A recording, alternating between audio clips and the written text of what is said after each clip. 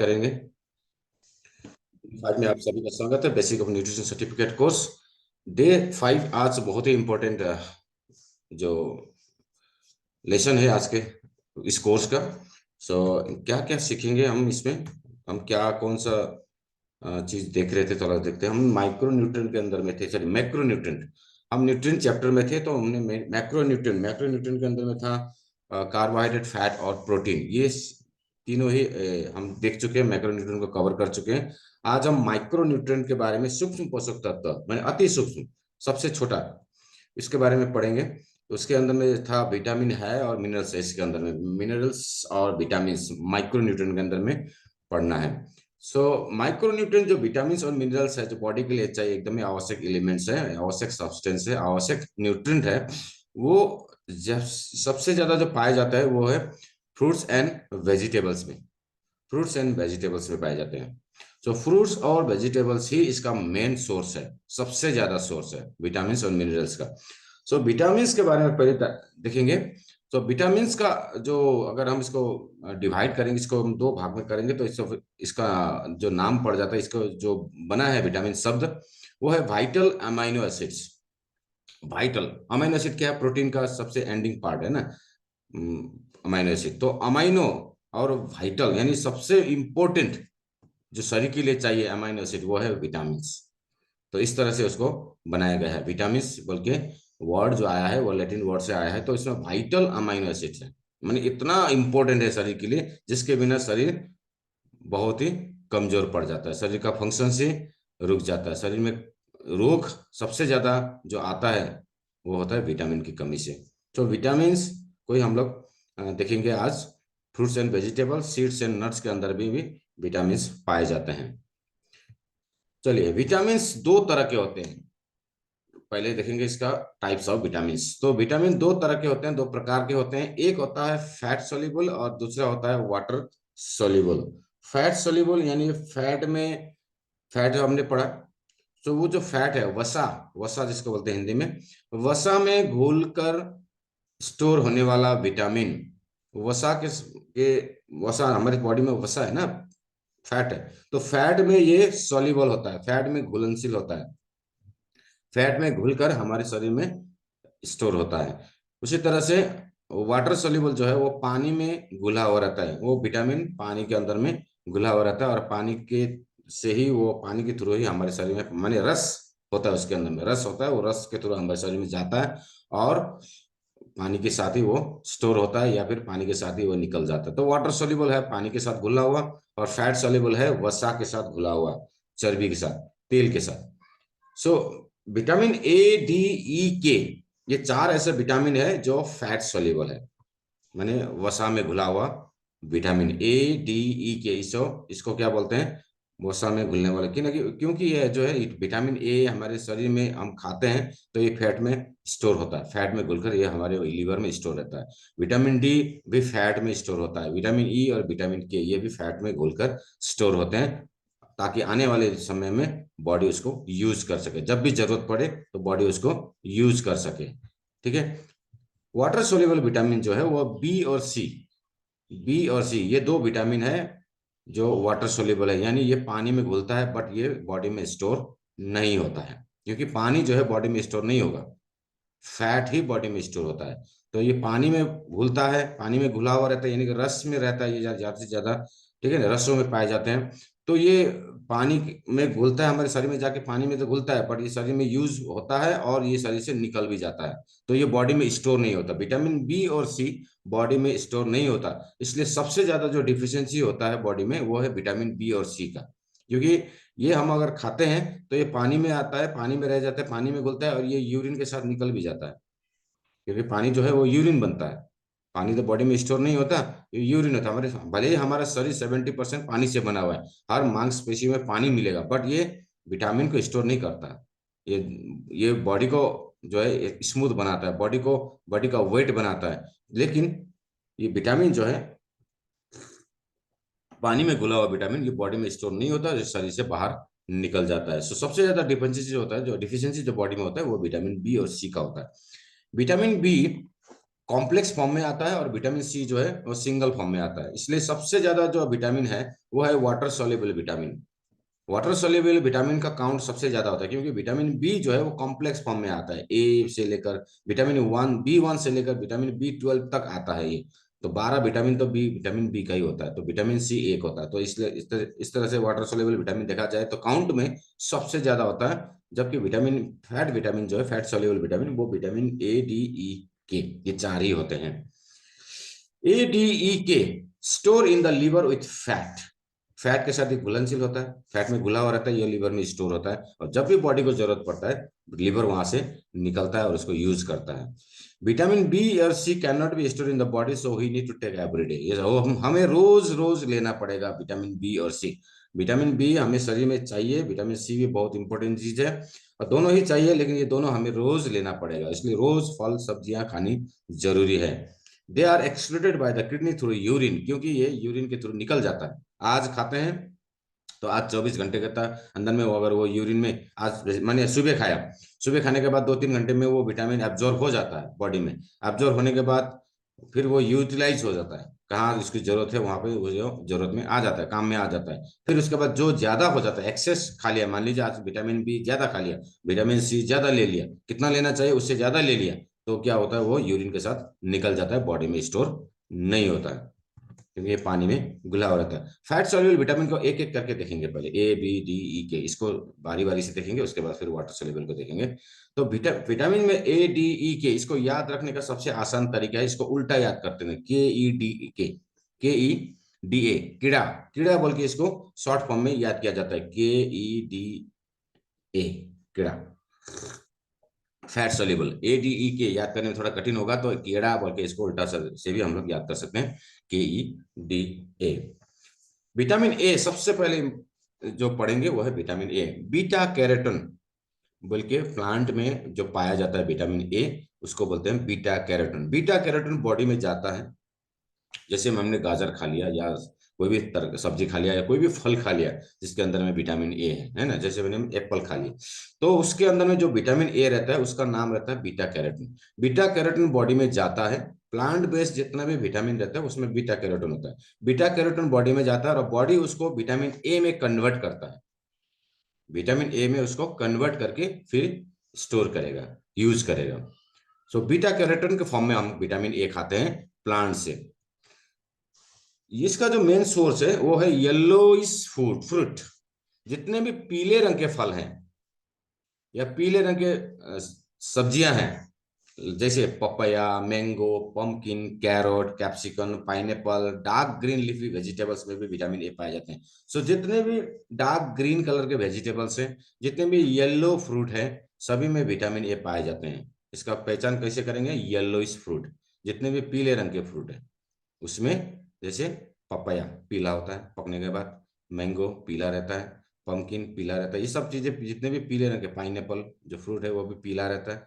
सो ये कैरेट जो है वो हल्का पीला और लाल रंग का, यानी ऑरेंज ऑरेंज कलर का रहता है, तो उसमें भी विटामिन ए, बीटा कैरोटीन पाए जाते हैं। सबसे ज्यादा बीटा कैरोटीन विटामिन ए जो है वो कैरेट में पाया जाता है। और डार्क ग्रीन लीफी वेजिटेबल्स माने हरे, गहरे हरे रंग के पत्ते, गहरे हरे रंग के पत्ते में, जैसे मतलब है कि हरे रंग की पत्तियां खाओ विटामिन ए मिलेगा, आंखें तेज होगी।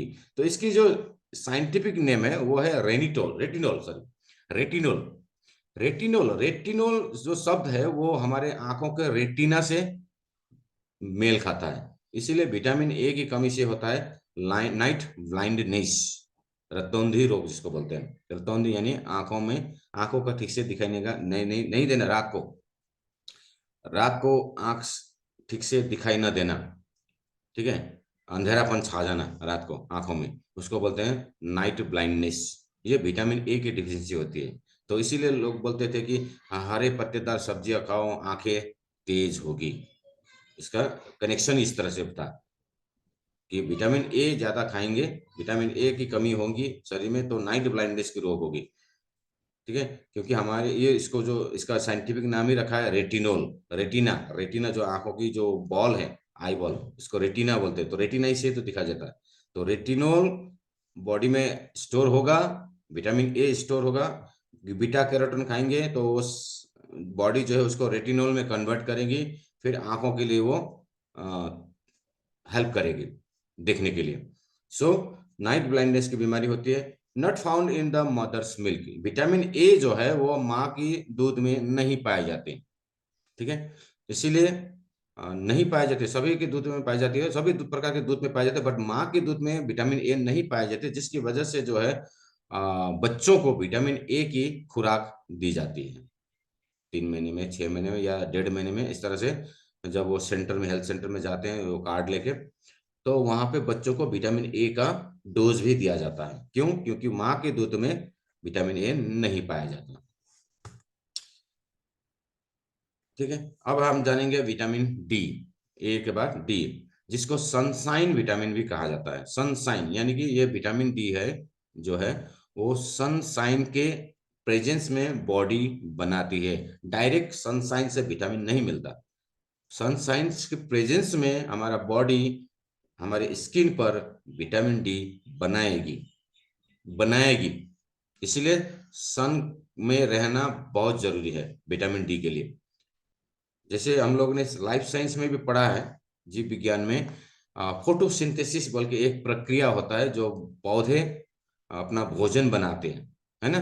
तो उसके लिए भी उसको क्या चाहिए? सनसाइन चाहिए। In the presence of sunshine plants make their food. तो उसी तरह से हमारे बॉडी भी in the presence of sunlight, sunlight की प्रेजेंस में ही हमारा बॉडी भी विटामिन डी बनाती है। विटामिन डी एक्चुअली सन से नहीं आती, बट सनसाइन के प्रेजेंस में विटामिन बनता है। अच्छा, किसका माइक खुला है? अपना अपना माइक बंद रखे, ठीक। सो आगे बढ़ेंगे। इसका सोर्स जो है वो मिल्क एंड मिल्क प्रोडक्ट, जितने भी मिल्क प्रोडक्ट हैं लाइक पनीर, कर्ड, बटर, ये सारी चीजों में विटामिन डी पाए जाते हैं। डायरेक्ट सनशाइन से विटामिन डी डायरेक्ट सनशाइन के थ्रू भी हमारे बॉडी बना देती है। शीशम यानी तिल, तिल में भी विटामिन डी पाए जाते हैं। मशरूम में पाए जाते हैं। अंडे का जो भीतरी येलोई पर्सन होता है उसमें भी विटामिन डी होता है, और फिश में भी विटामिन डी पाए जाते हैं। तो विटामिन डी का ये मेन सोर्स है। लेकिन सबसे अच्छा सोर्स जो है वो नेचुरल सोर्स है, वो है सनशाइन। तो कम से कम एक आदमी को, है ना, धूप में कम से कम 30 से 40 मिनट धूप का एक्सपोजर, सन एक्सपोजर का लेना चाहिए हर दिन।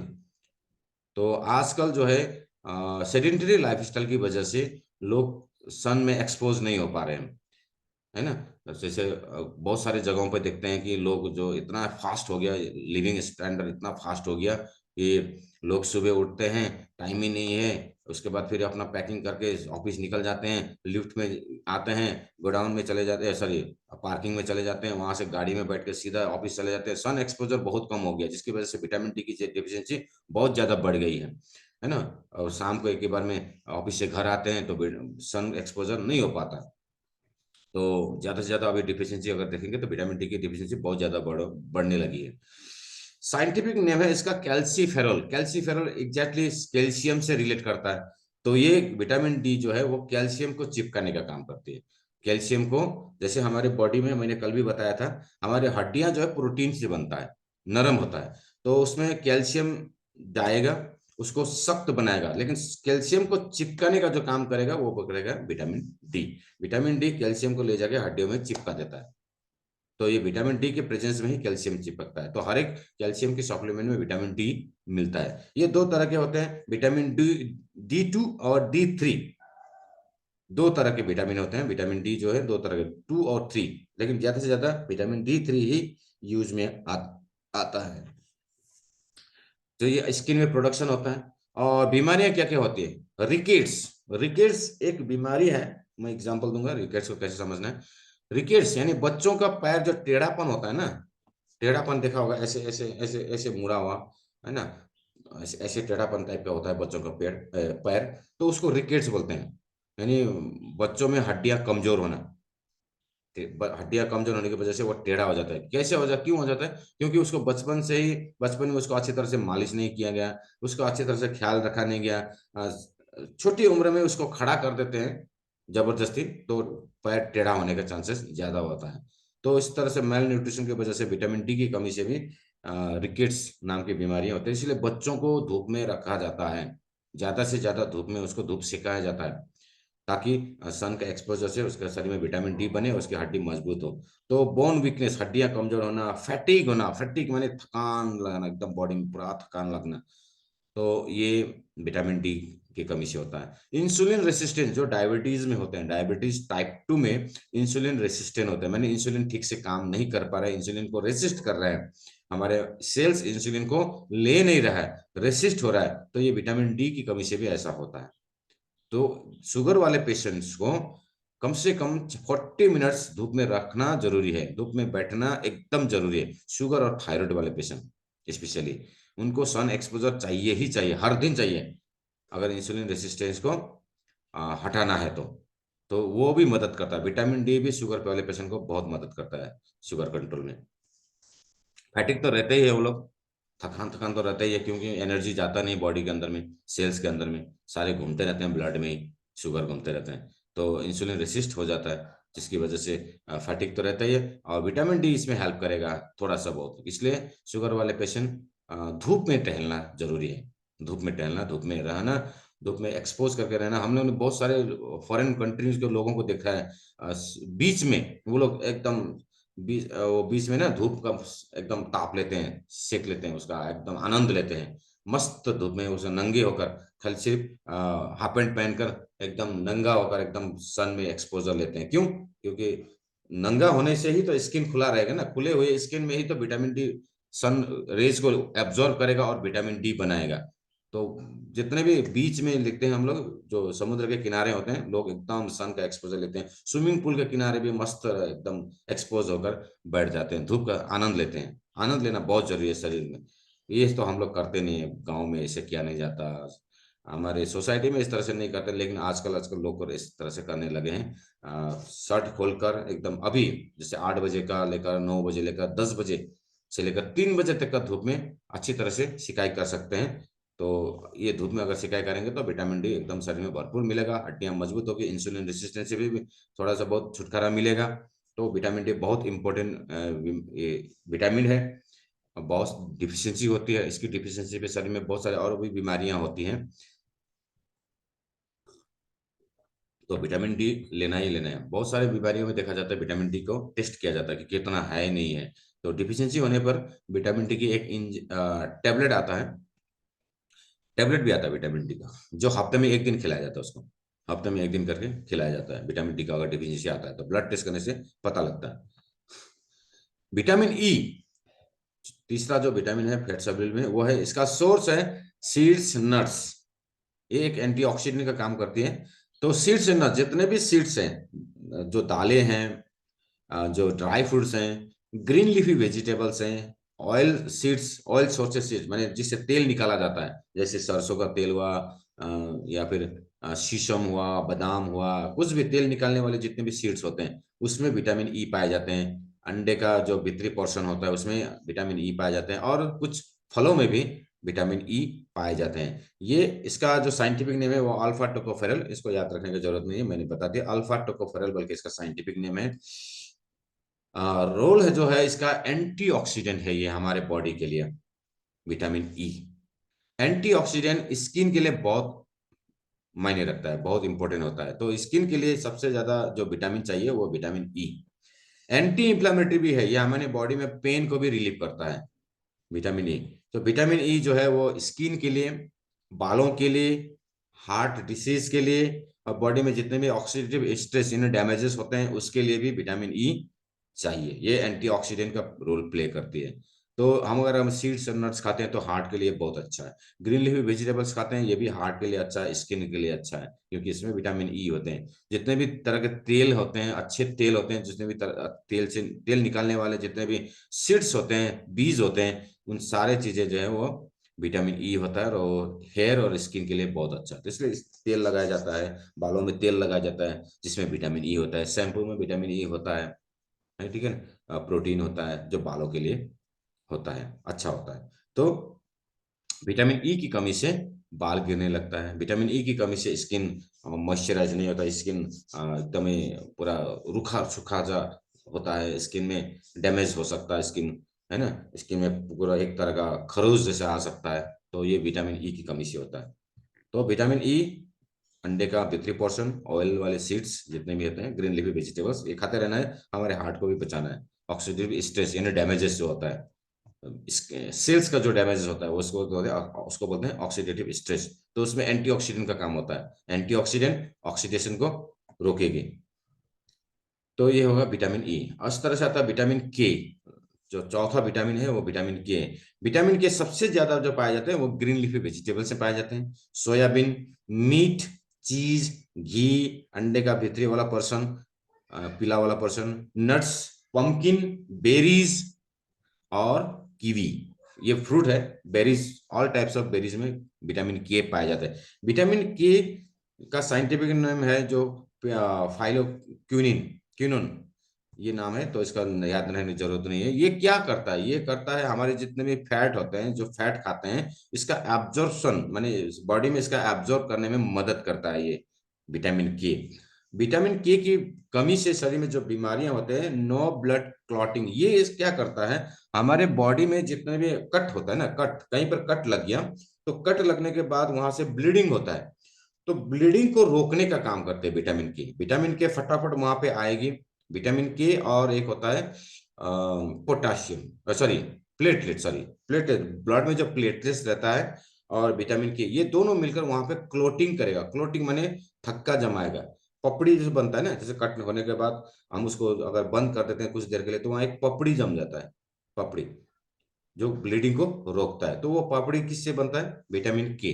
ब्लड क्लॉटिंग के लिए सबसे इंपॉर्टेंट, अगर विटामिन के की कमी हो जाए तो ब्लड क्लॉट नहीं बनेगा और ब्लड बहते रहेगा, खून बहते रहेगा। तो इसलिए विटामिन के होना बहुत जरूरी है, नहीं तो ब्लीडिंग कंटिन्यू रहेगा। ऑस्टियोपोरोसिस यानी हड्डियों का सड़ जाना, हड्डियों का सेल्स डैमेज होना, हड्डियां सड़ना, ठीक है, इसको बोलते हैं ऑस्टियोपोरोसिस। हड्डियां कमजोर होना, ये भी विटामिन के की वजह से होता है, कमी की वजह से। Risk of cardiovascular disease, vitamin के अगर कम हो तो कार्डियोवास्कुलर डिसीज का भी रिस्क बढ़ जाता है।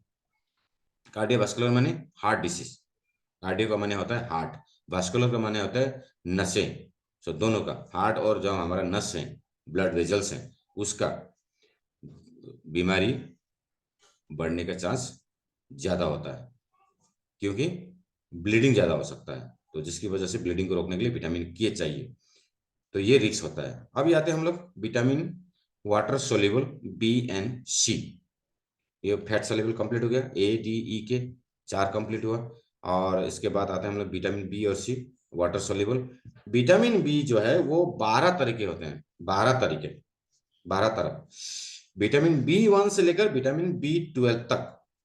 इसका केमिकल नेम क्या क्या है तरह एक बार देखते हैं। Vitamin B 1 thiamine, vitamin B 2 riboflavin, niacin, pantothenic acid, pyridoxine, biotin, folic acid और साइनोकोला कोबोलामिन, साइनोकोबोलामिन। ये जो है, अभी ये तो हम देखेंगे विटामिन बी 1 2 3 4 नहीं होता, 5 6 7 8 नहीं होता, और 10 11 नहीं होता। तो बीच में से कुछ विटामिन को गायब कर दिया है। तो विटामिन बी 1 बी 2 बी 3 तीन हो गया। उसके बाद 4 नहीं होता। विटामिन बी 5 बी 6 बी 7, 5 6 7 1 2 3 5 6 7 8 नहीं होता, और 10 और 11 नहीं होता। विटामिन बी 9 और बी 12 होता है। सो इस तरह से विटामिन बी कॉम्प्लेक्स, इसको बोलते हैं विटामिन बी कॉम्प्लेक्स। तो विटामिन बी कॉम्प्लेक्स ये कैप्सूल आता है। विटामिन बी कॉम्प्लेक्स का कैप्सूल आता है, उसका नाम है कोवाडेक्स। कोवाडेक्स बोल के एक तो कैप्सूल आता है। सो ये डॉक्टर रिकमेंड करते हैं कभी कभी विटामिन बी कॉम्प्लेक्स की जो डिफिशियंसी देखी जाती है बॉडी में, तो कोवाडेक्स बोल के एक दवाई आता है, उसको रिकमेंड करके खिलाया जाता है। और एक आता है सिरप, पोलिबियन बोल के, पोलिबियन बोल के एक सिरप भी आता है जो इसमें विटामिन बी कॉम्प्लेक्स रहता है। तो इसका क्या फंक्शन है थोड़ा देखते हैं, है? विटामिन बी 1 से लेकर बी 12 का सोर्सेस पहले देखेंगे, ये कहाँ कहाँ से आता है। ये सबसे ज्यादा जो विटामिन बी पाया जाता है वो है एनिमल प्रोडक्ट में, यानी कि मीट में। जो लोग वेजिटेरियन होते हैं उनको विटामिन बी की डिफिशियंसी होने के चांसेस ज्यादा रहता है। लेकिन जो लोग नॉन वेज होते हैं उनके शरीर में विटामिन बी की शायद ही जो है डिफिशियंसी हो पाती है, क्योंकि सबसे ज्यादा जो पाया जाता है ये एनिमल प्रोडक्ट में पाए जाते हैं। मीट, ऑर्गेन मीट माने जो किडनी होता है, जो लीवर होता है ना, ये क्या हुआ, ऑर्गेन हुआ। जब हम किसी का मुर्गी का लीवर खा लिया या किडनी खा लिया या बकरी का खा लिया, तो उसमें विटामिन बी कॉम्प्लेक्स पाए जाते हैं। विटामिन बी 1 से लेकर बी 12 तक रहता है। डार्क ग्रीन लीफी वेजिटेबल्स में पाए जाते हैं, चीज मिल्क प्रोडक्ट में भी पाए जाते हैं, अंडे में भी पाए जाते हैं, फिश में पाए जाते हैं, ज्यादा से ज्यादा एनिमल प्रोडक्ट में ही पाए जाते हैं। सिट्रस फूड यानी खट्टे फलों में पाए जाते हैं, ककुम्बर में पाया जाता है, banana, beetroot, mushroom, potato, almonds, cucumber, इन चीजों में भी विटामिन बी कॉम्प्लेक्स पाया जाता है। लेकिन पूरा जो कॉम्प्लेक्स है वो वेजिटेरियन में उतना नहीं मिलता, बहुत कम मिलता है। लेकिन जो अगर हम नॉन वेज खाते हैं, मीट वगैरह खाते हैं, तो नॉन वेज में पूरा कॉम्प्लेक्स ही मिलता है। इसलिए नॉन वेज वालों को इसका डिफिशियंसी बहुत कम होता है, वेजिटेरियन वालों को ज्यादा डिफिशियंसी होता है। इसकी जो डिसीज है, इसके कमी से जो शरीर में बीमारियां होते हैं, वो होता है बेरी बेरी। बेरी बेरी एक बीमारी है, मैं थोड़ा सा कंफ्यूज हो गया। बेरी बेरी बोल के एक बीमारी है, ये होता है विटामिन बी। जैसे मुंह में छाले होना, ठीक है ना, मुंह में छाला पड़ता है ना, कभी कभी जीभ में छाला पड़ जाता है, ऐसे भीतर में छाले पड़ जाते हैं, जिसको माउथ अल्सर भी बोलते हैं। तो ये माउथ अल्सर जो है वो इसको बोलते हैं बेरी बेरी। घाव होना, मुंह के अंदर में घाव होना, ये विटामिन बी की डिफिशियंसी होता है। इसलिए जब भी विटामिन बी की मुंह में घाव हो, छाले पड़े, जीभ में छाले पड़े, दवाई आती है कोबेडेक्स, वो अगर कुछ दिन खाएंगे तो उससे रिलीफ होगा। पोलिविन बोल के सिरप आता है, मैंने बहुत खाया है, बहुत पहले जब मैं छोटा था, मैंने करीब करीब 15 साल 16 साल के इस एज में था।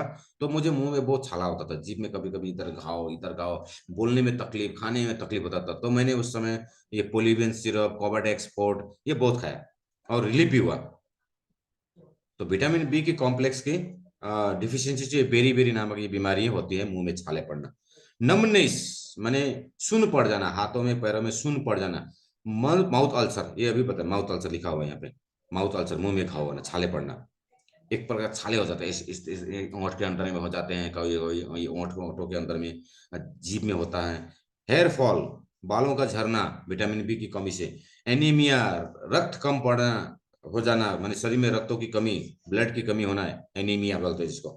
एक्सट्रीम टायर्डनेस, बहुत ही ज्यादा थकान होना, muscles weakness, depression, neurological disorder, हमारे जो न्यूरोलॉजिकल माने नर्वस सिस्टम ठीक से काम ना करना, इसको न्यूरोलॉजिकल डिसऑर्डर बोलते हैं। तो ये भी होता है हमारे विटामिन बी की कमी से। अभी हम देखेंगे ये विटामिन बी कॉम्प्लेक्स में सबसे ज्यादा जो इंपॉर्टेंट जो है वो है विटामिन बी 12। विटामिन बी 12 का ही सबसे ज्यादा डिफिशियंसी देखा जाता है ब्लड टेस्ट में। क्यों? क्योंकि विटामिन बी 12 जो है साइनोकोबामेलिन, ये जो है इसका दवाई अलग से आता है, इसका दवाई भी आता है, माने एक्स्ट्रा ये कोबोलामिन बल्कि एक, रैबोकोबामिन बल्कि एक तो दवाई भी आता है, टैबलेट भी आता है, इसका खुराक भी आता है, इसको खाए खिलाया जाता है। और ब्लड टेस्ट में इसको देखा जाता है कि विटामिन बी 12 की कहीं डेफिशिएंसी है कि नहीं है। विटामिन बी 12 की डेफिशिएंसी से न्यूरोलॉजिकल प्रॉब्लम होता है ज्यादा से ज्यादा। न्यूरोलॉजिकल माने नसों का सुन्न पड़ जाना। सुन्न पड़ने से क्या होता है, एनर्जी नहीं होता, पैरों में झंझनाहट होता है, पैरों में झंझनाहट, हाथों में झंझनाहट, है ना, सुन जैसे एक बार मैंने फीलिंग नहीं आता, टच करने से कोई फीलिंग नहीं आ रहा है, ठीक है ना, पता ही नहीं चल रहा है कि यहाँ पे कुछ पेन है, दर्द है, कुछ छूने से भी पता नहीं चल रहा है कि यहाँ पे सेंसलेस जैसा हो रहा है। तो ये विटामिन बी 12 की डेफिशिएंसी होता है। तो मैक्सिमम डिफिशियंसी देखा जाता है इस तरह से। न्यूरोलॉजिकल प्रॉब्लम होता है ज़्यादा से ज़्यादा, जैसे पैरों में होता है ऐसा सुन्नपन होता है, और पैर, और इसके बाद होता है जैसे नींद ठीक से नहीं आता। न्यूरोलॉजिकल प्रॉब्लम होने से नींद भी ठीक से नहीं आता है, तो इसमें विटामिन डी मैंने स्ट्रेस बढ़ता है, डिप्रेशन हो जाता है। तो ये मैक्सिमम डिफिशियंसी आजकल बहुत सारे ज़्यादा लोगों में डिफिशियंसी देखा गया है विटामिन बी 12 की। अ, लोग डिप्रेशन में ज़्यादा जा रहे हैं, एंजाइटी हो रहा है लोगों को। तो ये न्यूरोलॉजिकल प्रॉब्लम होता है। तो इसमें विटामिन बी 12 की कमी है कि नहीं, उसको देखा जाता है, अगर है तो उसका टेबलेट भी मिलता है। उसके बाद आता है folic acid. Folic acid vitamin B 9, ये ज़्यादा से ज़्यादा डेफिशिएंसी होता है क्योंकि ये एनीमिया में काम आता है, खून को बनाने के काम आता है ना। तो प्रेगनेंसी में खून की कमी होता है, तो फॉलिक एसिड का टैबलेट उसको हॉस्पिटल से, हेल्थ सेंटर से मिलता है। तो फॉलिक एसिड, जितने भी प्रेग्नेंट महिलाएं होते हैं उनको फॉलिक एसिड का टैबलेट दिया जाता है। आयरन का टैबलेट होता है, उसके साथ फॉलिक एसिड का टैबलेट भी होता है, जो प्रेगनेंसी में खून बनाने का काम करेगा। खून, प्रेगनेंसी में खून की कमी होती है, तो खून का कमी ना हो इसके लिए फॉलिक एसिड का टैबलेट खिलाया जाता है। अभी आते हैं हम लोग vitamin C, most effective antioxidant. संसार में जितने भी एंटीऑक्सीडेंट है उसमें से सबसे इफेक्टिव है वो है विटामिन सी, जो एंटीऑक्सीडेंट का काम करेगी। ये हर प्रकार के रोगों में इसका इस्तेमाल होता है, और बॉडी में कमी भी होता है इसका। क्यों? क्योंकि ये एक ऐसा विटामिन है जो खट्टे फलों में पाया जाता है सबसे ज्यादा। जैसे संतरा, अभी का जो सीजन है वो है संतरा, मैंने कल ही लेके आया। तो अभी हर दिन हमें एक संतरा खानी चाहिए, हर दिन। 3 महीने संतरे का सीजन रहता है। संतरे का सीजन जैसे ही खत्म होता है अंगूर का सीजन आता है, फिर 3 महीने अंगूर खाइए। फिर अंगूर जैसे ही खत्म होगा सीजन, तो आएगा आम। फिर आम, अनराइपेन आम यानी कच्चे आम जिसमें खट्टा रस होता है।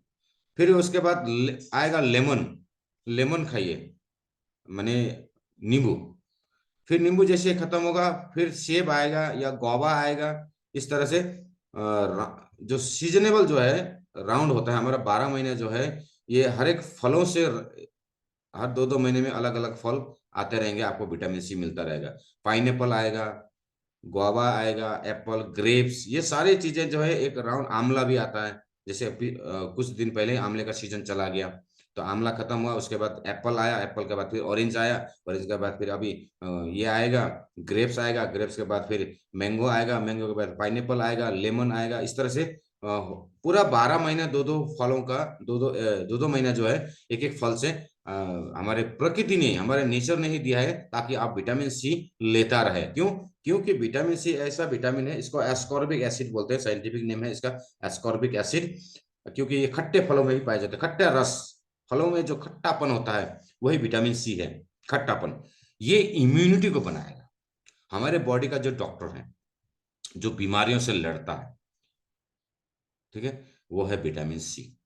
विटामिन सी एक ऐसा विटामिन है जो इम्यूनिटी बनाएगा और बीमारियों से लड़ेगा। और तो कोरोना के समय में विटामिन सी की कैप्सूल खूब बिकी, खूब। क्यों? क्योंकि इम्यूनिटी बनाना था कोरोना से फाइट करने के लिए। तो हर मेडिकल स्टोर में विटामिन सी का टैबलेट जो है बहुत जोर से बिका। इसकी बीमारी, इसकी कमी से जो बीमारी होती है वो होता है स्कर्वी। स्कर्वी यानी हमारे मसूड़ जो है ना, मसूड़े, ये दांतों के नीचे जो मसूड़े हैं, ये गम, इसका जो है स्ट्रेंथ जो है वो कमजोर हो जाता है, इसकी पावर वीक हो जाती है, जिससे दांत जल्दी सड़ने लगता है, जल्दी गिरने लगता है। तो स्कर्वी, एनीमिया माने खून की कमी होना, कैंसर सेल बढ़ जाता है विटामिन सी की कमी से, जल्दी जल्दी कैंसर सेल बढ़ने लगता है। तो कैंसर से फाइट करने वाला एक ही विटामिन है, वो है विटामिन सी, जो इम्यूनिटी को स्ट्रॉन्ग करेगा और कैंसर सेल्स के साथ फाइट करेगा।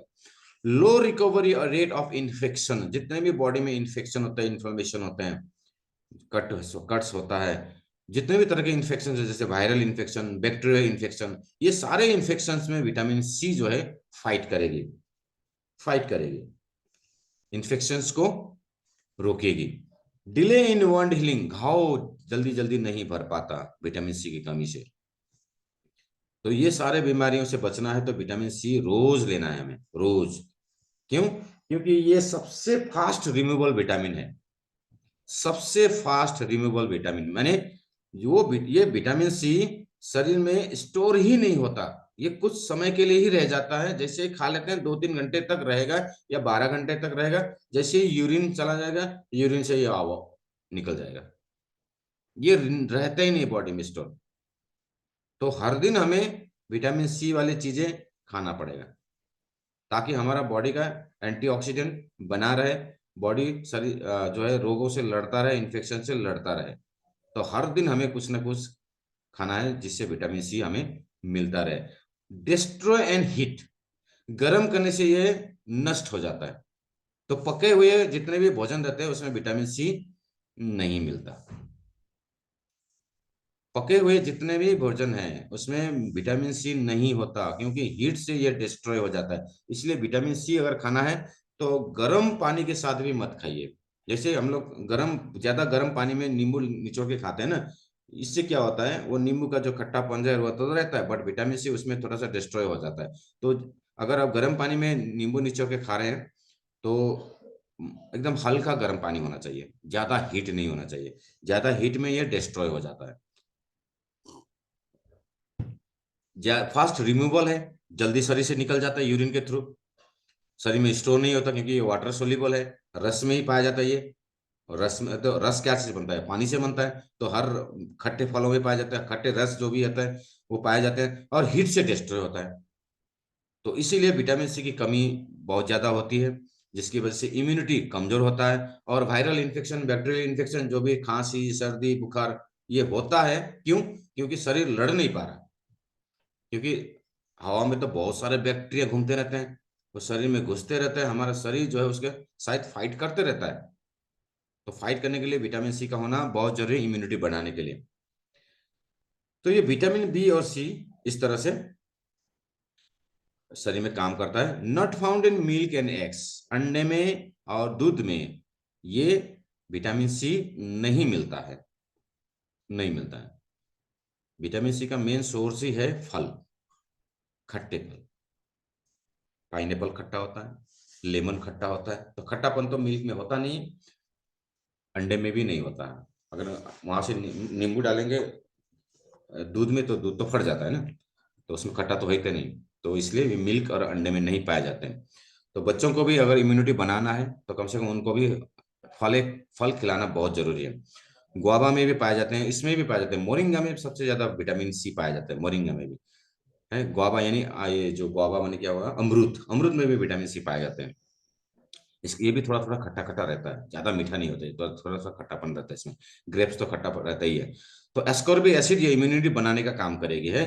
ठीक है, तो इसको लेने के लिए अब ये विटामिन बी और सी क्या होता है, कहा जाता है कि ये वाटर सोल्यूबल विटामिन है। तो वाटर सोल्यूबल विटामिन अगर हमारे फलों में है, सब्जियों में है, पाया जा रहा है, तो हमें उसको काटने के बाद नहीं धोना है। अगर हम किसी भी सब्जी को या फलों को काटने के बाद धो लेते हैं, जैसे हमने एप्पल को काटा और धो दिया मान लीजिए, ठीक है, या सब्जी को काटा, ग्रीन लीफी वेजिटेबल्स को काटा जिसमें विटामिन बी मिल सकता था कॉम्प्लेक्स फॉर्म में, हमने काटा और उसको धो दिया, तो ये तो वाटर सोल्यूबल विटामिन है। तो जैसे ही धो लेते हैं, धोने के साथ साथ में ये विटामिन वहां से पानी के साथ बह जाता है, जैसे यूरिन से चला जाता है उसी तरह पानी में भी बह जाता है। तो सब्जियों को कभी भी काट के नहीं धोना चाहिए। अगर हम काट के धो लेते हैं तो उसमें फैट सोल्यूबल विटामिन तो मिलेगा, बट वाटर सोल्यूबल विटामिन हमें नहीं मिलेगा। क्यों? क्योंकि काट के ये धो लिया, पानी के साथ बह गया। तो जैसे इसको पकाते हैं, तो पकाने के साथ साथ पकाने के ऊपर विटामिन बी तो रह जाता है, बट विटामिन सी उड़ जाता है, फास्ट रिमूवेबल है, ये उड़ जाता है क्योंकि हीट से ये डिस्ट्रॉय हो जाता है। तो पके हुए भोजन से हमें, मैंने बताया था फूड एज मेडिसिन, मेडिसिन में भी खाना पकाने के बाद उसकी उसकी जो स्ट्रेंथ है, उसकी जो पावर है, उसके जो मिनरल्स है, विटामिन है, उसके जो न्यूट्रिएंट वैल्यू है वो घट जाता है। क्यों? क्योंकि हीट से डिस्ट्रॉय होता है तो घट जाता है। तो जितना ज्यादा हो सके हमें कच्चे फल, सब्जियां, सलाद वगैरह खानी चाहिए। अगर सलाद भी बनाते हैं तो पहले उसको धो लें अच्छी तरह से, मूली को जैसे गाजर को अच्छी तरह से पूरा धो ले, उसके बाद काटे और उसके बाद सलाद बनाए, काट के ना धोएं। काट के धोएंगे तो फिर आपको विटामिन का जो अमाउंट है वो घट जाता है। ज्यादा, सबसे ज्यादा उसमें वाटर सोल्यूबल विटामिन ही डिस्ट्रॉय होता है, फैट सोल्यूबल रह जाता है। तो ये हुआ हमारा विटामिन। अब ये आते हैं हम लोग मिनरल्स। मिनरल्स में बहुत सारे मिनरल्स है, ऐसे करीब करीब 100 प्रकार के मिनरल्स हैं। मिनरल्स तो हमने केमिस्ट्री में पढ़ा भी है ना, कैल्शियम, फास्फोरस, पोटेशियम, ये सब मिनरल्स क्या में आता है, केमिस्ट्री में आता है। तो बहुत सारे मिनरल्स होते हैं, लेकिन इंपॉर्टेंट मिनरल्स जो है उसी को हम देखेंगे। उसमें सबसे पहले कैल्शियम। कैल्शियम सबसे इंपॉर्टेंट है हड्डियों को मजबूत बनाने के लिए। ये मिल्क प्रोडक्ट से आता है, लीफी वेजिटेबल से भी आता है। ग्रीन लीफी वेजिटेबल, जितने भी डार्क कलर के ग्रीन लीफी वेजिटेबल्स हैं, पत्तेदार सब्जियां हैं, उसमें कैल्शियम पाए जाते हैं। क्यों? क्योंकि जितने भी जानवर होते हैं जो घास खाते हैं, उनको कैल्शियम कहाँ से मिलता है, वो तो दूध पीते नहीं है। जब बच्चे होते हैं तभी माँ के दूध पीते हैं, उसके बाद तो वो बड़े होने के बाद तो कोई जानवर जो दूध पीता हुआ नहीं दिखाई देता। किसी जानवर को देखा है बड़े होते हुए भी वो माँ का दूध पी रहा है? नहीं। ज्यादा से ज्यादा वो 1 साल 2 साल तक पिएगा गाय, बकरी या फिर भैंस या फिर कुत्ते, बिल्ली, जो भी हो, वो बच्चे होने तक ही माँ का दूध पीता है। उसके बाद बड़े होने के बाद उसको माँ का दूध तो नहीं पीता है, माँ का दूध आता भी नहीं है, ना ही दूसरे जानवर का दूध पीता है। ठीक है। गाय को कभी भी, कुत्ते को गाय का दूध पीता हुआ नहीं देखा हमने। सो उनको कैल्शियम कहाँ से मिलता है? तो उनको कैल्शियम मिलता है घास से। घास, घास का रंग कैसा होता है? हरा होता है। तो हाथी को कैल्शियम कहाँ से मिलता है? घास से मिलता है, पत्तियों से मिलता है। तो जितने भी तरह के पत्तियां होते हैं, हरे रंग के पत्तियां, लीफी वेजिटेबल्स, उसमें कैल्शियम पाया जाता है। तो हम भी, जो लोग दूध नहीं पी सकते, वो लोग घास खा के, यानी कि पत्तेदार सब्जियां खा के भी अपने बॉडी को कैल्शियम दे सकते हैं। फिश में मिलता है, कीवी में मिलता है, ब्लैकबेरीज में मिलता है, बनाना में भी मिलता है, डेट्स में, डेट्स यानी खजूर, खजूर में भी मिलता है, केले में भी मिलते हैं। यानी सफेद तरह के जितने भी फल होते हैं सफेद, जैसे बनाना हुआ, तो ये सफेद होता है, तो उसमें कैल्शियम मिलता है। डिसीज, क्या बीमारी में काम आता है ये कैल्शियम? बोन वीक, हड्डियों का मजबूत होना। नाखून पूरा कैल्शियम से बनता है, दांत पूरा कैल्शियम से बनता है। Slow heart rate, heart beat, वो कैल्शियम मेंटेन करता है, क्योंकि 1% कैल्शियम जो हमेशा ब्लड में रहता है। ठीक है। हड्डियां क्यों कमजोर होती हैं, इसका एक रिसर्च भी हुआ, स्टडी भी हुआ, कि जब कभी भी अगर, क्योंकि हमारे हार्ट को भी कैल्शियम चाहिए हार्ट रेट को मेंटेन करने के लिए, उसका पंपिंग जो है उसको मेंटेन रखने के लिए कैल्शियम भी एक इलेक्ट्रिक का काम करेगी। तो 1% कैल्शियम ब्लड में हमेशा रहता है। 99% कैल्शियम हमारे बॉडी के दूसरे भागों में रहता है, लेकिन 1% कैल्शियम हमारे ब्लड में हमेशा रहता है, ताकि वो हार्ट को चला सके। लेकिन अगर वो 1% कैल्शियम हम भोजन से ना ले, तो हमारा बॉडी जो है हड्डियों से लेगा। कहाँ से कैल्शियम उठाएगा? अब हड्डी से। अगर मान लीजिए हमने कैल्शियम आज नहीं खाया, तो हार्ट को तो हमेशा कैल्शियम चाहिए, तो ब्लड में तो हमेशा कैल्शियम रहना पड़ेगा ना। तो अगर हम 2 3 दिन अगर कैल्शियम वाला खाना नहीं खाएं, मिल्क प्रोडक्ट नहीं खाए, या फिर लीफी वेजिटेबल्स नहीं खाएं, या फिर फलों नहीं खाए, तो वो कैल्शियम को मेंटेन करने के लिए जो हमारा ब्लड जो है, कहाँ से कैल्शियम लेगा? कैल्शियम का स्टोरेज कहाँ है? हड्डियों में। तो हड्डी से लेगा। तो इस तरह से हड्डी भी कमजोर होता है, इस तरह से भी हड्डी कमजोर होता है, हड्डी जो है सड़ने लगता है। सो इसलिए कैल्शियम को मेंटेन करके रखना जरूरी है। Miss carriage in female, female में प्रेगनेंसी में मिस कैरेज होने का चांसेस कम रहता है, सॉरी बढ़ जाता है। क्यों? क्योंकि जो जो यूटेरस होता है, यूटेरस का जो थिकनेस होता है, जो घनापन होता है, जो उसका जो स्ट्रेंथ रहता है ना, उसको जो मोटाईपन बनाता है, कड़ापन जो बनाता है, वो कैल्शियम बनाता है। ठीक है। जो कैल्शियम तो हार्ड सब्सटेंस है ना, ये तो हार्ड सब्सटेंस है। तो ये जो हमारा यूट्रस है, यूट्रस के थैला जो है ना, उसको मजबूती प्रदान करता है। अगर थैला मजबूत नहीं होगा तो मिसकैरेज हो सकता है। तो कैल्शियम वहां भी चाहिए उसको मजबूती प्रदान करने के लिए। तीत ठीक है, दांत सड़ने का, सड़ सकता है कैल्शियम की कमी से। हार्मोन इम्बैलेंस होता है, हार्मोन बैलेंसिंग में भी कैल्शियम बहुत इंपॉर्टेंट रोल प्ले करता है। तो हार्मोन, जैसे थायराइड वाले हैं पेशेंट्स हैं, या पीसीओडी के पेशेंट्स हैं, ये हार्मोन इम्बैलेंस वाले हैं, तो इनको कैल्शियम लेना जरूरी है। तो हम लोग कॉम्बिनेशन में कैल्शियम भी देते हैं, थायराइड वाले को भी कैल्शियम देते हैं। जब थायराइड का पेशेंट आता है, उसको कॉम्बिनेशन करना पड़ता है, तो कैल्शियम देना पड़ता है। नर्व सिग्नल डिसऑर्डर, यानी जिसका मेंटल डिसऑर्डर है, उसको भी कैल्शियम चाहिए। कैल्शियम की कमी से मेंटल डिसऑर्डर भी होते हैं, नर्व सिग्नल अच्छा से काम नहीं करता, नर्वस सिस्टम काम नहीं करता, न्यूरोलॉजिकल डिसऑर्डर हो रहा है उसको, पता नहीं चल रहा है कहाँ पे सेंसेस है, सेंसेस का मेमोरी लॉस भी होता है, मेमोरी भी कम बना रहता है, जैसे एब्सेंट माइंडेड बोलते हैं, भूलने की बीमारी है ना, भूल जाता है। तो ये सारी चीजों में कैल्शियम हेल्प करता है। तो कैल्शियम बहुत इंपॉर्टेंट मिनरल्स है, इसको हर रोज लेना चाहिए। तो कितना लेना चाहिए? यहाँ पे आता है ड्राइनेस, स्किन में भी ड्राइनेस आ जाता है कैल्शियम की कमी से। तो जो भी हार्मोन इम्बैलेंस वाले बीमारियां हैं, जैसे पीसीओडी या थायराइड, उसमें भी हम लोग कैल्शियम देते हैं। नर्व सिग्नल डिसऑर्डर में भी देते हैं। एब्सेंट माइंडेड भूलने की बीमारी है, तो उसमें भी कैल्शियम के रोल प्ले करता है। बोन के लिए तो करता ही करता है, ड्राइनेस स्किन। और कैल्शियम कितना लेना चाहिए? डेली इंटेक रिक्वायरमेंट कितना है कैल्शियम का? एज के हिसाब से अगर देखेंगे, तो अगर 14 से 18 साल का उम्र है, तो उनको कैल्शियम ज्यादा चाहिए। क्यों? क्योंकि उनको अभी अभी हड्डी मजबूत करना है, क्योंकि वो लोग स्पोर्ट्स भी खेलते हैं। 14 साल के 18 साल के लोग भाग दौड़ ज्यादा करते हैं, तो हड्डियों का मजबूतीपन उसको ज्यादा चाहिए, स्ट्रेंथ चाहिए, तो उसको कैल्शियम की रिक्वायरमेंट ज्यादा है। 1300 mg, 1300 mg उनको पर डे लेना चाहिए। पर डे अगर 1300 mg लेना है, तो उनको दूध वाली चीजें ज्यादा खाना है, मिल्क प्रोडक्ट। इसलिए बच्चों को दूध ज्यादा पिलाया जाता है, ताकि उसको कैल्शियम ज्यादा मिले। सब्जियां, हरे पत्तेवार सब्जियां ज्यादा खानी चाहिए। 19 साल से 50 साल की उम्र तक 1000 mg चाहिए होगा, तब उसको फिजिकल एक्टिविटी थोड़ा कम हो जाता है, जिसकी वजह से उसको कैल्शियम जो है रिक्वायरमेंट कम हो जाता है। 1000 mg, 1000 mg पर डे लेना है, यानी 1 ग्राम। 1000 mg माने 1 ग्राम कैल्शियम हर रोज लेना है। तो हमने आज जो खाना खाया, क्या हमने उसमें से कैल्शियम लिया, ये याद करना जरूरी है। अगर नहीं लिया तो फिर ब्लड कहाँ से लेगी, हड्डियों से लेगी। तो हड्डियां क्या होगी, ऑस्टियोपोरोसिस, हड्डियां कमजोर होगी, क्योंकि ब्लड को तो मेंटेन करना है, हर जगह कैल्शियम भेजना है। तो कहाँ से लेगा, हड्डियों से लेगा। स्टोर कहाँ है, हड्डियों में। 51 to 70% मेल को 1000 ही चाहिए, लेकिन फीमेल को 1200 चाहिए। क्यों, क्योंकि 50 साल की उम्र होते होते हार्मोन इम्बैलेंस होता है फीमेल में। हार्मोन फीमेल में जो है हार्मोन इम्बैलेंस 4 स्टेज में होता है ना।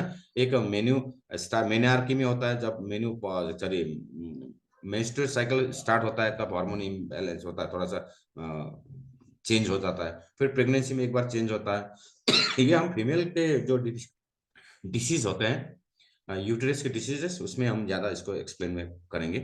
तो 50 साल की उम्र होते होते मेनोपॉज का समय आ जाता है। तो मेनोपॉज का समय में टाइम में क्या होता है, स्ट्रेस बढ़ जाता है, स्ट्रेस बढ़ जाता है, बॉडी में न्यूरोलॉजिकल प्रॉब्लम होता है, हार्मोन इम्बैलेंस होता है, तब उसको कैल्शियम की जरूरत ज्यादा होती है। तो 1200 mg बताया गया है कि 50 साल से 70 साल की उम्र में कम से कम 1200 mg लेना है। अगर आप भोजन से कैल्शियम नहीं ले पा रहे हैं तो आपको क्या लेना पड़ेगा, सप्लीमेंट्स लेना पड़ेगा, नेसेसरी है। 70 साल के उम्र के बाद तो हड्डियां और कमजोर होने लगती है और कैल्शियम की ज्यादा जरूरत है। देखिए, 70 साल की उम्र के बाद मेल हो या फीमेल, सभी को कैल्शियम की जरूरत होती है। इसलिए 17 साल की उम्र के बाद कैल्शियम का सप्लीमेंट लेना, यानी कि 50 साल की उम्र के बाद इस कैल्शियम का सप्लीमेंट लेना बहुत जरूरी हो जाता है। क्यों, क्योंकि उस समय डाइजेशन कमजोर होता है, दूध पचता नहीं है, ठीक है ना, डाइजेशन कमजोर हो जाता है, शरीर भी कमजोर हो जाता है। तो सप्लीमेंट्स लेना बहुत जरूरी है ऐसी अवस्था में, क्योंकि सप्लीमेंट को एब्जॉर्ब कर, सप्लीमेंट तो डायरेक्टली एब्जॉर्ब होता है, इसको तो डाइजेस्ट करने की जरूरत नहीं है। लेकिन घास खाएंगे तो इसको डाइजेस्ट करना पड़ेगा, यानी खाना खाएंगे तो आयरन नेक्स्ट है, जो इम्पोर्टेंट है। इसका सोर्स क्या है, लीफी वेजिटेबल्स, जितने भी हरे पत्तेदार सब्जियां हैं सभी में आयरन पाए जाते हैं। जितनी गाढ़ा होगा उतना ज्यादा आयरन होगा। डार्क चॉकलेट्स, काले रंग के जितने भी फल होते हैं, ठीक है ना, या चॉकलेट्स होते हैं, उसमें कैल्शियम सॉरी आयरन होता है। मीट, मीट भी थोड़ा ब्राउन कलर का होता है, काले काले रंग का, मान लीजिए, उसमें आयरन होता है। अंडे में आयरन पाया जाता है। लीवर, लीवर यानी कि जो ऑर्गेन मीट, कलेजा, उसमें आयरन पाए जाते हैं। सी फूड में, इसलिए लीवर जो है ना, आयरन के लिए ज्यादा से ज्यादा जो प्रेग्नेंट वुमेन है उनको लीवर खिलाया जाता है, ताकि उसको आयरन मिले। सी फूड में, हर सी फूड में आयरन मिलता है। खजूर में मिलेगा, किशमिश में मिलेगा, रेजिन्स किशमिश बोलते हैं, एप्रिकॉट ये फलों का है, आलमंड्स है, बादाम है, मिल्क है, कैरोट है, बीटरूट है। बीटरूट जैसे गहरे रंग के होते हैं, काले गहरे रंग के, काले नहीं होते तो ब्राउन होते हैं, क्या होते हैं, पर्पल कलर के होते हैं, बट ये गहरे रंग के होते हैं। तो इससे जितने भी गहरे रंग के होते हैं, डार्क कलर के, उसमें आयरन होता है। पोमेग्रेनेट, अनार में बहुत आयरन मिलता है। सेब में मिलेगा आयरन, सेब का जो छिलका होता है उसमें आयरन मिलता है, छिलकों में। टोमेटो में मिलेगा, ककुम्बर में भी मिलेगा। तो इन सारी चीजों में आयरन मिलता है। आयरन की बीमारी से क्या होता है, आयरन की कमी से क्या होता है, लो हीमोग्लोबिन, हीमोग्लोबिन बनता ही आयरन से, हीमोग्लोबिन बनता ही आयरन से है। तो अगर आयरन की कमी हो जाए तो हीमोग्लोबिन भी कम बनेगा। हीमोग्लोबिन का बहुत बड़ा रोल है हमारे शरीर के लिए, बीमारियों के लिए। जितने भी इन्फेक्शियस डिसीजेस होते हैं, जितने भी शरीर में बीमारियां होती हैं, चाहे ब्लड प्रेशर हो, चाहे हो लो ब्लड प्रेशर में, सॉरी लो ब्लड प्रेशर हो, चाहे घाव हो, कुछ भी हो, अगर बॉडी में आयरन की कमी होगी, यानी कि हीमोग्लोबिन की कमी होगी, तो हीलिंग का जो प्रोसेस है ना वो स्लो हो जाता है। हीमोग्लोबिन की कमी से लो ब्लड प्रेशर एकदम लो हो जाता है। लो ब्लड प्रेशर, मैंने नीचे में लिखा है लो ब्लड प्रेशर। हीमोग्लोबिन जो है दो कंपोनेंट से बनता है। ग्लोबिन जो है वो प्रोटीन है, ग्लोबिन एक प्रोटीन है, और हीम जो है आयरन है। हीम का माने ही होता है आयरन, ठीक है। तो आयरन की कमी होगी तो हीमोग्लोबिन लो हो जाएगी, जिसको हम एनीमिया भी बोलते हैं। एनीमिया माने खून की कमी होना, खासकर ये महिलाओं में होते हैं। कॉम्प्लिकेशन इन प्रेगनेंसी, क्योंकि आयरन की कमी होगी तो प्रेगनेंसी में कॉम्प्लिकेशन आ सकता है, हार्मोन इम्बैलेंस हो सकता है, हेयर लॉस, बाल झड़ना, ये आयरन की कमी से होता है। और ये विटामिन B5 और B7 की कमी से भी होता है बाल झड़ना, बालों का झड़ना, बालों का पीला सफेद होना, ये आयरन की कमी से होता है। और विटामिन B5 और B7 ये दो की वजह से होता है। शॉर्ट ब्रीथ, सांस, छोटी छोटी सांसें लेना, शॉर्ट ब्रीथ है। टायर्डनेस, थकान, heart problem, low blood pressure. तो हमारे सप्लीमेंट्स में आयरन किस सप्लीमेंट में पाया जाता है? व्हीट ग्रास, व्हीट ग्रास और स्पाइरुलिना, इन दोनों में आयरन खूब पाया जाता है, और मोरिंगा में भी पाया जाता है। तो व्हीट ग्रास में सबसे ज्यादा है। तो अगर आयरन की कमी है तो हम उसको व्हीट ग्रास देते हैं। लो हीमो, उसमें हीमोग्लोबिन, हीम और ग्लोबिन दोनों होता है, तो ये मदद करेगा आपको। अगर व्हीट ग्रास के साथ हम स्पाइरुलिना दे देते हैं तो हीमोग्लोबिन बहुत जल्दी बढ़ जाता है, क्यों? प्रोटीन भी मिलेगा और आयरन भी मिलेगा, तो दोनों मिलकर ही तो हीमोग्लोबिन बनाता है।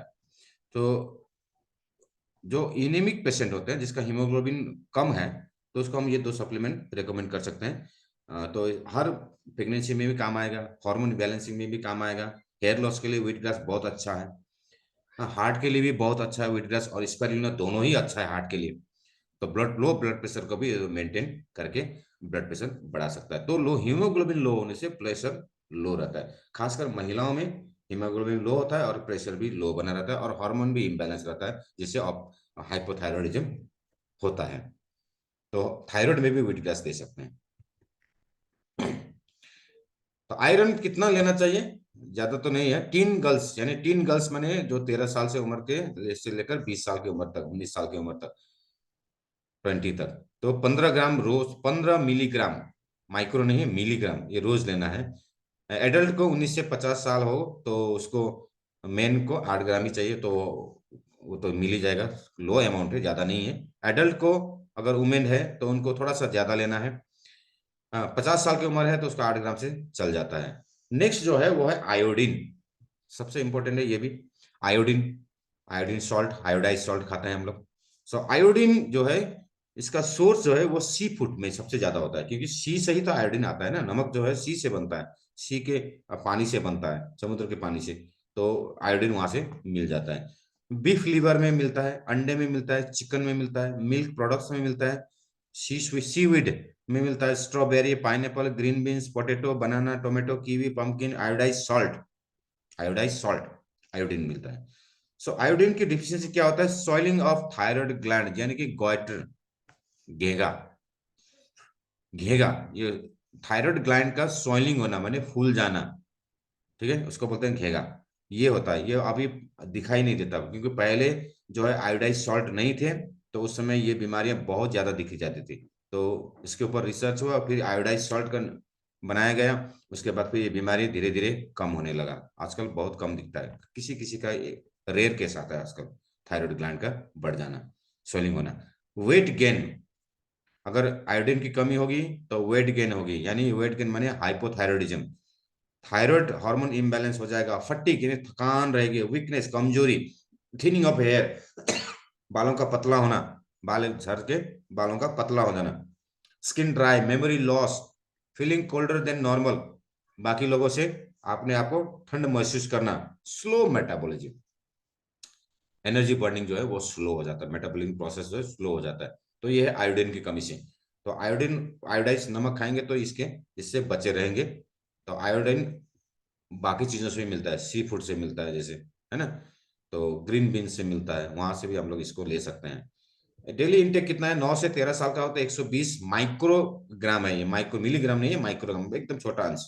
इसलिए थोड़ा सा भी हम लोग नमक खा लेते हैं तो आयोडीन हमको मिल जाता है। टीन एज में थोड़ा सा ज्यादा चाहिए, एडल्ट को और थोड़ा सा ज्यादा चाहिए। प्रेग्नेंट और टीन वुमेन को जो है, टीन, प्रेग्नेंट वुमेन या फिर टीन को जो है वो है 220, इसको उनको थोड़ा सा ज्यादा चाहिए, 220 माइक्रोग्राम। उसके बाद नेक्स्ट आता है जो जिंक। जिंक भी एक बहुत ही इंपॉर्टेंट मिनरल है। इसका सोर्स जो है ज्यादा से ज्यादा ये फ्रूट्स में पाए जाते हैं, फलों में। Sweet potato, spinach, watermelon, coconut water, beans, tomato, orange, eggs, dates, broccoli, banana, raisins, dairy products, chicken, इस सारे चीजों में जिंक पाया जाता है, जिंक का अलग से सप्लीमेंट्स भी आता है। इसके जो मेन डिफिशियंसी है वो है प्रेगनेंसी कॉम्प्लिकेशन। जिंक ना होने से, जिंक की कमी होने से प्रेगनेंसी में कॉम्प्लिकेशन आ सकता है, क्योंकि ये इम्यूनिटी को बनाएगा। जिंक भी इम्यूनिटी को बनाता है, तो इम्यूनिटी वीक हो सकता है जिंक की कमी से। नेक्स्ट है पोटेशियम। पोटेशियम सबसे ज्यादा पाया जाता है वो है कोकोनट वाटर में। कोकोनट वाटर, नारियल पानी में पोटेशियम ज्यादा पाया जाता है। बनाना में पोटेशियम ज्यादा पाया जाता है। ब्रोकली में, बनाना में, बनाना दो बार लिखा, रेजिन्स में, डेयरी प्रोडक्ट्स में, चिकन में, बीटरूट में पाया जाते हैं पोटेशियम। इसकी डिफिशियंसी क्या होता है? हाइपर टेंशन, ब्लड जो प्रेशर है वो बढ़ जाता है। तो ब्लड प्रेशर को मेंटेन रखने के लिए पोटेशियम का होना बहुत जरूरी है। इसलिए जितने भी ब्लड प्रेशर वाले पेशेंट हैं, हाई ब्लड प्रेशर वाले पेशेंट, उनको रोज केला खाना चाहिए। रोज कम से कम 2 केला खाएं रोज। 3 खाएं, 4 खाएं, 5 खाएं, 6 खाएं तो अच्छा है। रोज केला खाएं वो। जितने भी हाइपर टेंशन के पेशेंट हैं उनको केला रोज खाना चाहिए। नारियल पानी रोज पीना चाहिए, अच्छा रहेगा, उनका ब्लड प्रेशर मेंटेन रहेगा। कॉन्स्टिपेशन में बनाना बहुत अच्छा रोल प्ले करता है। कॉन्स्टिपेशन में क्यों? क्योंकि इसमें ज्यादा से ज्यादा फाइबर होता है। नारियल में भी फाइबर होता है और फ्रूट्स में फाइबर पाए जाते हैं, तो फाइबर कॉन्स्टिपेशन के लिए बहुत अच्छा है। फैटिक, थकान, टिंगलीनेस एंड नमनेस, माने ऐसे, माने टिंगलीनेस माने ऐसे ऐसे जो कांपने वाला जो बीमारी होता है ना, नमनेस सुनपन, diarrhoea, vomiting, IBD. IBD inflammatory bowel disease, माने आंतों में सूजन होना, छोटी आंतों या बड़ी आंतों, उसमें सूजन होना, उसका इन्फ्लामेशन होना, उसमें, इसमें भी काम आता है कोकोनट वाटर और बनाना। इसलिए कोकोनट वाटर, बनाना अल्सर वाले पेशेंट को रोज खाना चाहिए। रोज 1 केला खाना चाहिए अल्सर वाले पेशेंट।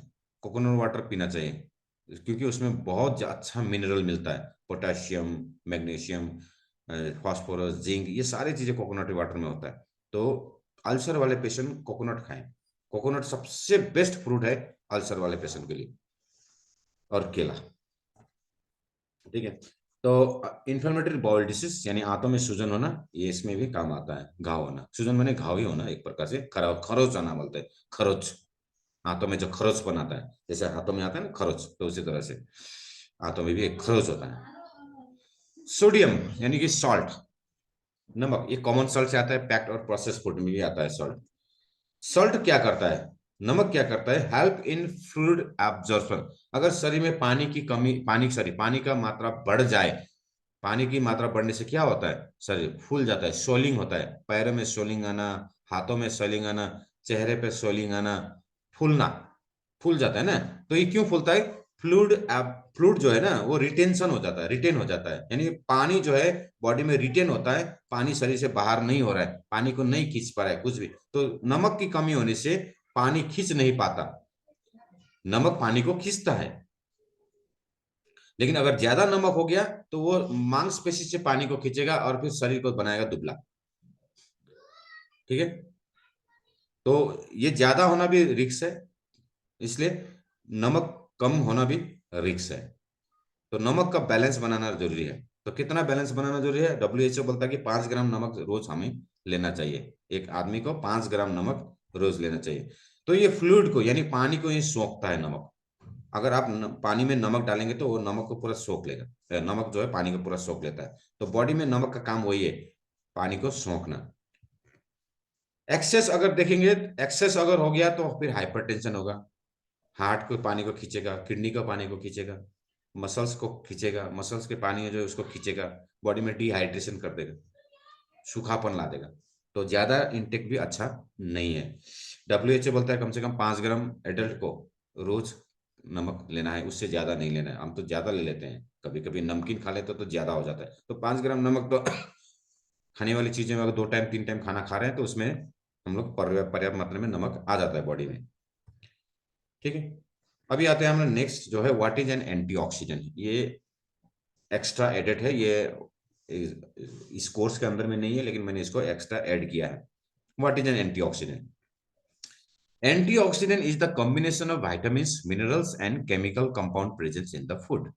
जितने भी तरह के फल या सब्जियां होते हैं उनमें जो भी विटामिन रहता है, जो भी मिनरल्स रहता है, और उसका जो केमिकल कंपाउंड रहता है, क्योंकि हर चीज में केमिकल होता है, प्लांट बेस्ड केमिकल होता है, वो केमिकल कंपाउंड को मिलाकर एंटीऑक्सीडेंट बनता है, वही केमिकल कंपाउंड है बॉडी में जाके काम करता है। इसीलिए बोला जाता है कि हर दिन जो हम फल या सब्जियां खाते हैं, कलर बदल बदल के खानी चाहिए। हर फलों का रंग अलग अलग क्यों बनाया प्रकृति ने, नेचर ने क्यों बनाया? क्योंकि उसमें अलग अलग तरह के एंटीऑक्सीडेंट है, अलग अलग तरह के केमिकल कंपाउंड है, अलग अलग तरह के विटामिन है, अलग अलग तरह के मिनरल्स हैं। तो यही एंटीऑक्सीडेंट का काम करेगी। ठीक है। तो एंटीऑक्सीडेंट बॉडी को क्यों चाहिए? इस प्रोटेक्ट सेल डैमेज, सेल में जो भी डैमेजेस होता है उसको प्रोटेक्ट करता है, रिपेयर्स करता है टिश्यू को, सेल डिवीजन को फास्टर करता है, हेल्प्स करता है, मदद करता है। तो इसलिए एंटीऑक्सीडेंट लेना जरूरी है। तो जैसे मान लीजिए हमने एक फल खा लिया, तो उसमें जो कलर होता है, पीला होता है, लाल होता है, हरा होता है, ये जो कलर है ना, इसमें फाइटोकेमिकल्स होते हैं। ये फाइटोकेमिकल्स बॉडी में जाकर अलग अलग सेल्स में अलग अलग कलर का केमिकल जाता है। तो अलग अलग केमिकल्स अलग अलग सेल्स के लिए आवश्यक है। तो आज अगर हमने हमने हरे रंग का खा लिया, तो वो हो सकता है लीवर के लिए अच्छा हो, मगर किडनी के लिए वो पर्याप्त ना हो। तो किडनी के लिए कौन सा कलर वाला फल चना है? दूसरे सफेद रंग का हो या फिर लाल रंग का हो। इस तरह कलर बदल बदल के हमें सब्जियां खानी है, कलर बदल बदल के हमें फल खाने हैं, ताकि हमें इसका जो केमिकल कंपाउंड है, क्योंकि कलर ही तो केमिकल है, तो मिलता रहे। इसलिए बोलते हैं कि फलों को छील कर ना खाएं, क्योंकि छिलके में होता है वो केमिकल कंपाउंड। ठीक है। जैसे नींबू को तो रस पिया जाता है ना, ऑरेंज का तो छिलका फेंक के खाया जाता है, फिर भी उसके अंदर में वो दूसरा छिलका तो रहता ही है, प्रोटेक्टेड छिलका जो रस को प्रोटेक्ट करके रखा है। लेकिन सेब को अगर हम छीलेंगे तो उसका पूरा कलर निकल गया। इसलिए उसको हम ऐसे ही काट के खाना है, ताकि हमको ये एंटीऑक्सीडेंट पर्याप्त मात्रा में मिले। सम एंटीऑक्सीडेंट जैसे विटामिन ए एक एंटीऑक्सीडेंट है, क्योंकि इसमें बीटा कैरोटीन है, बीटा कैरोटीन एंटीऑक्सीडेंट होता है। विटामिन सी एंटीऑक्सीडेंट है, ये बताया। विटामिन ई भी एंटीऑक्सीडेंट है। पॉलीफेनॉल एक एंटीऑक्सीडेंट है। करक्यूमिन जो टर्मरिक में पाया जाता है वो एंटीऑक्सीडेंट है। जिंजरोल जो जिंजर में पाया जाता है, वो लाइकोपिन जो टोमेटो में पाया जाता है। हाँ, बायोपेपरिन, ल्यूटिन, ये सारे बायोपेपरिन जो है वो काली मिर्च में पाया जाता है, ये एंटीऑक्सीडेंट है। तो ये एंटीऑक्सीडेंट, ये कुछ नाम है, मैंने एग्जांपल दिए। ये क्या करेंगे बॉडी में, ये उस पदार्थ के अंदर में, उस फलों के अंदर में, उस चीज के अंदर में पाया जाने वाला केमिकल कंपाउंड है। केमिकल कंपाउंड जैसे करकुमिन, करकुमिन क्या है? वो हल्दी में पाया जाने वाला एक केमिकल कंपाउंड है, जो बॉडी में जाके एंटीऑक्सीडेंट का रोल प्ले करेगी। ठीक है। तो केमिकल कंपाउंड को ही बोलते हैं केमिकल एंटीऑक्सीडेंट। जैसे पॉलीफेनॉल, पॉलीफेनॉल क्या है? वो ग्रीन टी में पाया जाने वाला एंटीऑक्सीडेंट है। ठीक है। ल्यूटिन, ये आंखों के लिए बहुत अच्छा एंटीऑक्सीडेंट है, ल्यूटिन। तो ये एंटीऑक्सीडेंट सम सोर्सेस क्या है? Fruits, vegetable, green tea, spices. Fruits खाएंगे तो एंटीऑक्सीडेंट मिलेगा, वेजिटेबल्स खाएंगे तो एंटीऑक्सीडेंट मिलेगा, ग्रीन टी खाएंगे तो एंटीऑक्सीडेंट मिलेगा।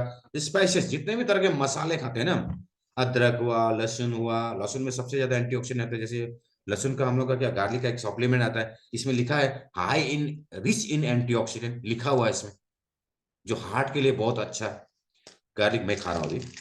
तो गार्लिक क्यों खाता है? गार्लिक में एंटीऑक्सीडेंट ज्यादा मात्रा में, तो शरीर में जितने भी डैमेजेस हैं, या फिर जो प्रोटेक्टिव सेल्स को प्रोटेक्ट करता है डैमेज से, जो इन्वायरमेंटल जो इफेक्ट होता है, जैसे खांसी, सर्दी, बैक्टीरियल इन्फेक्शन होता है, तो उसके लिए लड़ने के लिए तो क्षमता चाहिए ना, इम्यूनिटी। तो एंटीऑक्सीडेंट बनाता है वो। तो गार्लिक क्या करेगा? हार्ट को प्रोटेक्ट करेगा, क्योंकि ये कोलेस्ट्रॉल रिड्यूस करने में काम करता है, कोलेस्ट्रॉल को, एक्सेस कोलेस्ट्रॉल बनने नहीं देता। ये लीवर में जाके लीवर को बोलता है कि कोलेस्ट्रॉल तुम कम बनाओ, एक्सेस बॉडी में ऑलरेडी कोलेस्ट्रॉल हो चुका है। तो ये उसमें भी मदद करता है गार्लिक। तो हमें भी गार्लिक, तो हम लोग ऐसे खाते तो हैं, तो कभी कभी सप्लीमेंट्स भी लेना जरूरी है। साल में एक बार ले लिया तो अच्छा रहेगा। उम्र के हिसाब से हमें लेते रहना चाहिए सप्लीमेंट्स, बहुत जरूरी है। सप्लीमेंट्स सप्लीमेंट्स एकदम जरूरी है आज की डेट में, क्योंकि हमारा खान पीन बहुत पेस्टिसाइड्स हो गया। तो ऑर्गेनिक सप्लीमेंट्स खाना बहुत जरूरी है। तो इस तरह से हम लोग जितने भी तरह के मसाले हैं, हर में, हर मसाले में, जैसे अदरक में आपको एंटीऑक्सीडेंट मिलेगा, अदरक वाला एंटीऑक्सीडेंट मिलेगा जो डाइजेशन में मदद करेगा। गार्लिक में एंटीऑक्सीडेंट मिलेगा जो हार्ट के लिए या और अदर फंक्शंस के लिए, इम्यूनिटी के लिए मदद करेगा। उसी तरह से जैसे काली मिर्च, बायोपिपरिन, ये काली मिर्च का एंटीऑक्सीडेंट है। तो बायोपिपरिन क्या करता है? बायोपिपरिन का अपना कोई रोल नहीं, अपना कोई इफेक्ट नहीं है, बट ये एंटीऑक्सीडेंट के एब्जॉर्प्शन में, अदर्स एंटीऑक्सीडेंट को एब्जॉर्प्शन में मदद करता है, हेल्प करता है। इसीलिए हमारे जितने भी तरह के सप्लीमेंट्स हैं देखेंगे उसमें बायोपेपरिन मिलेगा, मिक्स किया हुआ। उसका अपना कोई काम नहीं है, बट वो मदद करता है बॉडी को एंटीऑक्सीडेंट को एब्जॉर्ब करने के लिए। करक्यूमिन है टोटल एंटीऑक्सीडेंट, जैसे उसमें करक्यूमिन है, बहुत सारे एंटीऑक्सीडेंट है, ल्यूटिन है, लाइकोपिन है, तो उसको एब्जॉर्ब करने के लिए बायोपेपरिन हेल्प करता है, तो इसमें बायोपेपरिन डाला गया है। आपको एस्पोरस में बायोपेपरिन मिलेगा, उसको आपको ये नेफ्रोफिट में भी आपको बायोपेपरिन मिलेगा, बहुत सारे सप्लीमेंट में बायोपेपरिन मिला गया है ताकि उसका एब्जॉर्प्शन बॉडी में अच्छा हो सके। तो जब हम हर्बल टी खाएंगे बनाएंगे तो हर्बल टी में भी क्या करते हैं हम लोग, चाय में ये काली मिर्च डालते हैं ताकि उसका एंटीऑक्सीडेंट बॉडी में एब्जॉर्ब हो। ठीक है, तो हर तरह के मसाले में आपको एंटीऑक्सीडेंट मिलेगा, जीरा में मिलेगा, धनिया में मिलेगा, उसमें क्या मेथी में एंटीऑक्सीडेंट मिलेगा। तो जितने भी तरह के मसाले खाते हैं सब में एंटीऑक्सीडेंट होता है। तो ये है एंटीऑक्सीडेंट का रोल, बॉडी में ऑक्सीडेटिव स्ट्रेस यानी डैमेजेस को प्रोटेक्ट करता है, होने नहीं देता, बचाता है। सो आज है डे 5 का कंप्लीट हो गया। डे 6 में कल देखेंगे नए लेसन के साथ। तो आज का टास्क बहुत ज्यादा है। How many types of vitamin are there, कितने तरह के विटामिन होते हैं? 2 तरह के, fat soluble and water soluble. Which vitamin is caused by, which disease is caused by the deficiency of vitamin A, vitamin A की कमी से कौन सी बीमारी होती है? नाइट ब्लाइंडनेस, रतौंधी जिसको बोलते हैं। Scurvy is the disease caused by which vitamin, scurvy यानी मसूड़ों का कमजोर होना, ये कौन से विटामिन की कमी से होता है? Vitamin C. Which vitamin helps in blood clotting यानी रक्त का थक्का जमाना, ये कौन सा विटामिन हेल्प करता है? Vitamin K. Which vitamin are antioxidant, vitamin A, C और ई अभी बताया। Which minerals is needed for thyroid functions, के लिए कौन सा मिनरल जिम्मेदार है? Iodine. What minerals is important in increasing blood, blood को बढ़ाने के लिए, खून को बढ़ाने के लिए कौन सा मिनरल चाहिए? Iron. Which vitamin fights against the infection, से कौन विटामिन लड़ता है? विटामिन सी। कैंसर से लड़ने वाला एक ही विटामिन है, वो है विटामिन सी, इसलिए कैंसर ना हो हर रोज विटामिन सी वाले खाने चीजें खाना चाहिए, बचाने, शरीर को बचाना है तो। Which vitamin is known as sunshine vitamin, vitamin D. Amla is the main source of which vitamin, कौन से विटामिन का सबसे अच्छा सोर्स है आंवला? Vitamin C. क्योंकि आंवला खट्टा होता है ना, खट्टा होता है तो उसमें विटामिन सी रहेगा। हर खट्टे फलों में क्या होता है? Vitamin C. तो यहाँ पे ऑप्शन है विटामिन ए, के, सी और ई, तो 4 ऑप्शन में से विटामिन सी आंसर है। तो ये था आज का task. Thank you very much, अंत तक बने रहे आप। कल लास्ट डे है, तो कल हम लोग कुछ योगा के वर्षन में देखेंगे। ठीक है, क्योंकि पिछले कोर्स में भी मैंने, पिछले सीजन में भी मैंने सिखाया था, और कुछ इम्पोर्टेंस है जो कोर्स के अंदर से है, कुछ नॉन इम्पोर्टेंस है जो कोर्स से रिलेटेड नहीं है लेकिन सीखना बहुत जरूरी है, उसको जानना बहुत जरूरी है। तो वो भी हम कल सीखेंगे, out of course, out of syllabus. उसमें है जैसे मैंने योगा हुआ, हेल्थ अवेयरनेस प्रोग्राम हुआ, कौन कौन से कंटेंट चाहिए। और जैसे ही कल कोर्स खत्म होगा उसके बाद आप लोगों को एक वीडियो का लिंक मिलेगा, जिस वीडियो को आपको 4 से 5 बार रिपीट करके देखना है। 18 मिनट 32 सेकंड का वीडियो है। ये पूरा कोर्स जो है उसका समरी है, वो कोर्स समरी वो आपको मिलेगा परसों सुबह। तो परसों सुबह आपको उस वीडियो का लिंक मिलेगा, उसको आप 4 से 5 बार रिपीट करके देखना है। जितने भी क्वेश्चंस आएंगे उसी वीडियो से रिलेटेड रहेंगे, उसी वीडियो में उसका आंसर है। ठीक है, वो कोर्स का समरी है। अच्छा, थैंक यू। तो उस कोर्स का खत्म होने के बाद, कल का सेशन खत्म होने के बाद परसों में आपको वीडियो भेजूंगा। परसों आपको दिन भर में वीडियो देखना है, रिपीट करके देखना है। 18 सेकंड, 18 मिनट 32 सेकंड का वीडियो है। उसके बाद नर्सों यानी कौन सा डेट पड़ेगा? 30 तारीख को, 30 तारीख को सुबह 7 बजे आप सभी को अटेंड होना है, जो भी सेकंड बेस वाले हैं। टेस्ट होगा, वो टेस्ट में आपको जो मैंने आंसर शीट बना के दिया था उसको प्रिपेयर करके रखना है। और 15 मिनट के अंदर में टेस्ट खत्म हो जाएगा। उसके बाद 2 घंटे बाद आप लोगों का सर्टिफिकेट इशू होगा, सॉफ्ट कॉपी। हार्ड कॉपी जो है वो 9 तारीख के बाद ही मिलेगा, क्योंकि मैं 9 तारीख को, 8 तारीख को ही मैं घर जा रहा हूँ। तो 8 तारीख के बाद आप लोगों को हार्ड कॉपी मिल जाएगा। किसी भी प्रोग्राम होगा तो वहाँ पे आप लोगों को हार्ड कॉपी मिल जाएगा फ्रेम के साथ। जैसे अभी कल जो स्टेनेट प्रोग्राम था परसों को वहाँ पे मिला। कौन मिले? सुमित्रा बराल जी ने, सुमित्रा बराल मैम है, हम वो बताएंगी। मैडम, हेलो सुमित्रा मैम, आप सर्टिफिकेट मिले? आपको मिला? रिसीव हुआ ना सुमित्रा मैम? वो गई थी वहाँ पे स्टेनेट में। हजुर हजुर नमस्कार सर। नमस्कार नमस्कार, पाउनु भयो नि? हजुर पाएँ त मैले। Thank you. हजुर ल तपाईँलाई पनि धेरै धन्यवाद छ। अलिकति देखाउनुहोस् न, सर्टिफिकेट देखाउनुहोस्। हजुर ल ल।